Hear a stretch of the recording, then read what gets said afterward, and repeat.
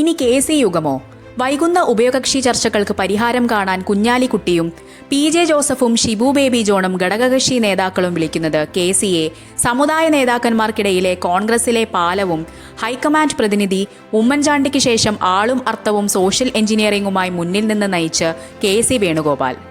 തിരഞ്ഞെടുപ്പ് അടുക്കുമ്പോഴുള്ള നേതാക്കളുടെ കൂടിച്ചേരലും പരസ്യപ്രസ്താവനയും പോസ്റ്റർ യുദ്ധവും ഇക്കുറി കോൺഗ്രസിലില്ല. എല്ലാത്തിലും ഹൈക്കമാൻഡ് മേൽനോട്ടമുണ്ട്. ഉഭയകക്ഷി ചർച്ചകളിൽ പരിഹാരമാക്കാത്തതിന് പരിഹാരം തേടി കുഞ്ഞാലിക്കുട്ടി മുതൽ അനൂപ് ജേക്കബ് വരെ കെ.സിയെ വിളിക്കുന്നു. വിവിധ സമുദായ നേതാക്കളും ഇടപെടലുമായി സംസാരിക്കുന്നതും സംഘടനാ ജനറൽ സെക്രട്ടറി തന്നെയാണ്. ശിവഗിരി മഠത്തിന്റെ സഹകരണത്തോടെ മഹാത്മാഗാന്ധി ശ്രീനാരായണ ഗുരു കൂടിക്കാഴ്ചയുടെ 100ാം വാർഷികം ആഘോഷിക്കാൻ നിർദ്ദേശിച്ചതും കെ.സി. മാർച്ച് 6-ന് ആശ്രമ മൈതാനത്ത് നടക്കുന്ന ആഘോഷം ഉദ്ഘാടനം ചെയ്യുന്നത് രാഹുൽ ഗാന്ധിയാണ്. മത്സരിക്കാൻ ആഗ്രഹിച്ചു നിൽക്കുന്ന മുല്ലപ്പള്ളി, കെ. സുധാകരൻ, അടൂർ പ്രകാശ് തുടങ്ങിയ മുതിർന്ന നേതാക്കളും മനസ്സ് തുറക്കുന്നത് കെ.സിയോടാണ്.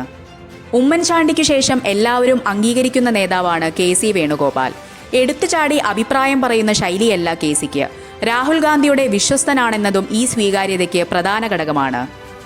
പതിവിൽ നിന്നും വ്യത്യസ്തമായ തദ്ദേശ സ്വയംഭരണ തിരഞ്ഞെടുപ്പ് കാര്യമായി തന്നെ കൈകാര്യം ചെയ്യണമെന്നുള്ള നിർദ്ദേശം നൽകിയതും വോട്ട് ചേർക്കുന്നതിന് പ്രത്യേക ടാസ്ക് ആക്കി മാറ്റിയതും കെ.സിയാണ്. നിലവിലെ സ്ഥാനാർത്ഥി രീതി പൊളിച്ചെഴുതി സർവേയുടെ അടിസ്ഥാനത്തിൽ മാത്രം സീറ്റ് എന്നുള്ളതും കെ.സിയുടെ നിർദ്ദേശമായിരുന്നു. കേരളത്തിലെ കോൺഗ്രസിന്റെ അവസാന വാക്കായി രാഹുൽ ഗാന്ധിയുടെ വിശ്വസ്തൻ മാറിക്കഴിഞ്ഞു. കേരളത്തിൽ ഭരണവിരുദ്ധ വികാരം ആഞ്ഞടിച്ചാൽ കോൺഗ്രസ് അധികാരത്തിലെത്തുമെന്ന് ഉറപ്പാണ്. സമീപകാല സർവേകളിലും പറയുന്നത് അതാണ്.